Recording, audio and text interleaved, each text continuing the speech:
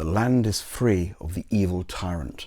The dragon is slain. The vampire lord is defeated. The villagers are celebrating. Everyone gets medals. There's a feast in the characters' honour. They sit back, happy with their laurels. And then I made the worst mistake I have ever made as a game master. How we begin a campaign is important, and I'll give you my secret for that at the end of this video. But how we end a campaign is just as important. And there's a few things I want to tell you that I've learned over 40 years as a game master, and what my biggest mistake was about ending a campaign. Why, though, do we want to talk about a campaign ending? Shouldn't the goal be to just role play forever? This is a trap a lot of us fall into. We think that keeping this one campaign going is the same thing as continuing to enjoy our hobby, and it doesn't have to be. Ideally, I would say we want to have shorter campaigns. Shorter campaigns with clear beginnings and clear endings, because this does a couple of very useful things. When you get to the end of the prepared material, the published module, or the story you've written, there is a temptation to think, well, what are they going to do next time? What are we going to do next week? How will I one-up myself? How will I increase the threat level? The character's levels, or experience, or know-how has increased. I'm going to need a bigger threat, a better threat, a huger threat. And for the players, it can feel a bit like being Mr. Incredible and saying, what's with all this new mess I just got done cleaning up in here? At the end of the day, the campaign is going to end. There are stories of campaigns that have run for decades. They are an incredible minority. My games are going to end. Your games are going to end. Whether you like it or not, and you have a choice, will they fizzle out due to a decline in interest, or will they end in a satisfying narrative conclusion that may set up the game that comes after? My biggest mistake as a GM, and I call it my campaign ending mistake, isn't a mistake that ended my campaign. It was the mistake of not ending my campaign at the right point. There is a right point to end, and I want it to always be before we fizzle out and people can't schedule anymore and someone's moved away and the interest has waned. I have a template for campaigns that I'll talk about in a video up here if you've not seen it already. But what I want a game to do is end where the players will go, that was brilliant, we're ready for the next campaign. Here's the thing, it might not be me running it.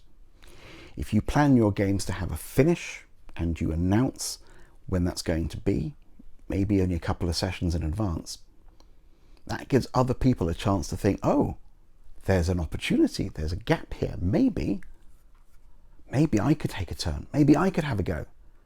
If your campaign never ends, nobody else gets to run a game on Tuesday night. So my mistake was, and I've done it a couple of times and I've learnt from it the hard way, was trying to continue a campaign after a huge finale. The first of these was many, many years ago. We built up over a series of linked adventures and mysteries and intrigue, all of which revealed a secret hidden lore about the world and led them to a confrontation with huge celestial forces, and they were triumphant. And then the next week, I tried to keep going. Your campaign will end. I'm repeating myself, but this bears repeating. Your campaign will end, and the big bad evil guy isn't Vader or Strahd. its interest, and its scheduling. Now, you don't need to know how the campaign's going to end when you start.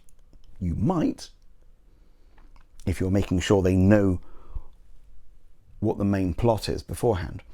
But it could be that you're 5 sessions, 3 sessions, 10 sessions in, and suddenly they are on an epic quest to free the goblin slaves or defeat the giant that's taken over the kingdom.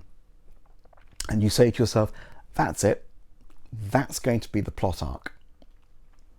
We're going to get that done, and then we're going to stop. Consider, for example, a trio of escalating threats. You might not know what all of them are when you start the campaign, but 8 sessions in, you realize, actually, the third of these is going to be fantastically huge. We'll use the rule of 3s from drama. We'll end there and tell them. Tell them in advance. Tell them as far in advance as you can. We're going to have a finale. It's going to be epic. There will be an epilogue, which you will not be role-playing. We'll be collaboratively writing together about the legacy your character left behind.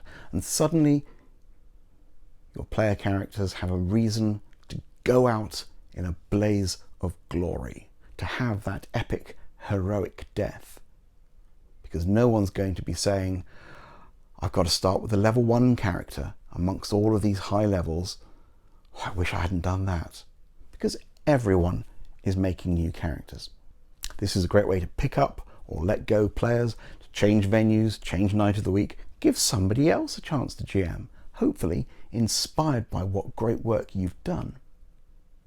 And if you're the one continuing and you say to them, we're going to have a couple of weeks break, refresh our creative juices, probably better, then you can say to them, we're coming back with a new campaign.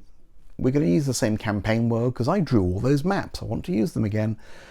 But it's going to be 50 years later, 100 years later, 200 years earlier. And we're going to play a different story in the same land where the people you were before are now just legends. They can help you with collaborative world building, what the legacy of their characters would be, and how that has shaped the world they're now going to play in with fresh characters generations later.